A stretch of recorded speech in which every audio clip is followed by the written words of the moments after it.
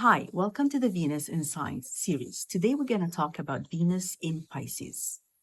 Do you feel when you are in a relationship that you dissolve with this person life to a point that you don't know where do you end and where do they begin, or vice versa? If that's the case, we need to talk about your Venus in Pisces. Hi, I'm Christine. I'm evolutionary astrologer and a life coach. And today we're going to talk about Venus in Pisces. Why do you manage your bank account the way you do? Why do you see potential in every person? And why your relationship with money is very blurry? And the hard truth of your shadow side of playing the victim to be connected to a person. If you have Venus in Pisces, I want to ask you a question. Are you really in love with the person standing in front of you? Or are you in love with the version that you have created in your head about this person? Your superpower, your love language, love for you is very emotional and a spiritual experience.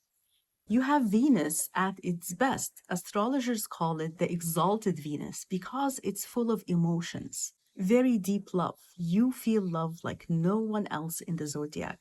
You're not looking for a partner or best friend. You're actually looking for a soulmate. But you're looking for a soulmate in almost every person. You show love to other through total empathy and kindness. You understand your partner's need before they even speak about them. Your superpower is your heart. You see the beauty in the broken, and you offer a level of forgiveness that people cannot understand. You believe when you are in love, it should be like a dream, that you should never wake up from that dream. Now let's talk about your money.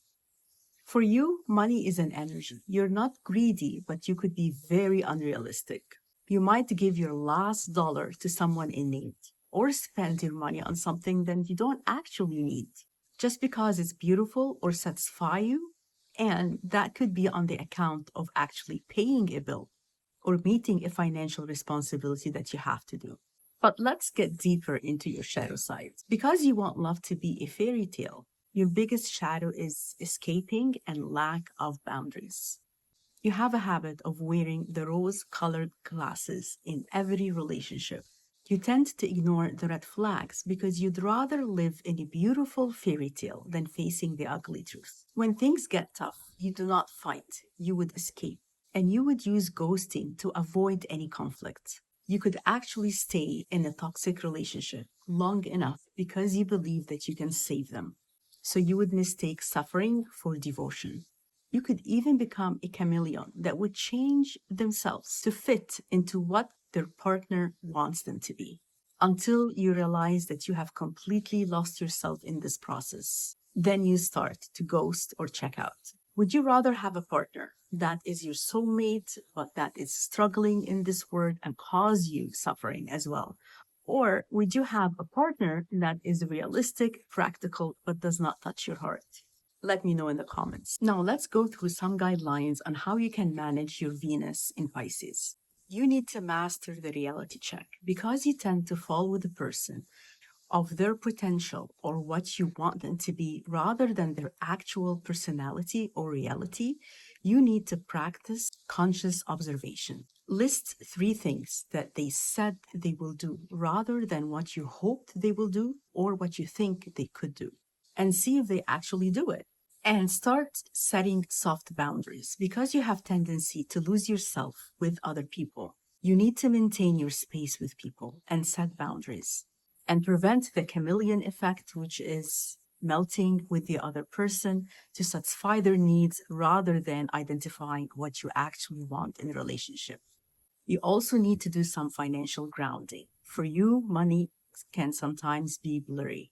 So you can set some financial planning, such as automatic payments that come out of your savings accounts rather than spending your money on stuff that you impulsively wanted to get, and make sure that you meet all your financial responsibilities before you have an extra cash in your account. You also need to redefine your devotion. What does it mean for you to be a good partner to the other person? You need to realize that suffering for someone is not the same as loving them. Enabling a partner's bad behavior is not actually saving them, it's actually stalling your growth and their growth as well. And the last thing, you need to practice healthy escaping. You need a dream to survive, but it shouldn't be on the expense of your own life. So you could channel your own dream into art, music, or meditation. This will provide you with a high emotional vibration, so you don't have to create unnecessary fairy tales or dreams that doesn't serve you. Thank you for watching, and see you in the next video.